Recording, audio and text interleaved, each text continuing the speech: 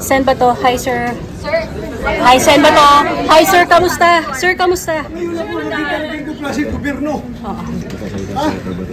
As sitting president, hinaharang hindi papasukin sa sesyon.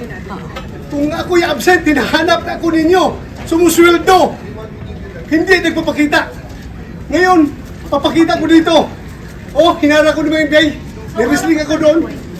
Sugat-sugat ako. Why are you here, sir? Pasok! This is the Senate! Wala silang respeto sa institusyon ng Senado. Bakit gano'n ang NBI? Ha? Ano pong plano niyo, sir, sa ginawa sa inyo, sir? Pag-usap kami. Oo. Yung gagawin namin. But why are you here, sir? Bakit po kayo napapasok today, sir? Ay, ang senador ng Republic. Kung hindi ko mapasok, hinahanap niyo ako. Di ba? Ngayon mapasok ako, tatanungin niyo ako bakit ako pumapasok. Pati, sir, may kinalaman sa pag-coup, sir, para makabuo ng numbers po. Lahat yan, trabaho ng senador.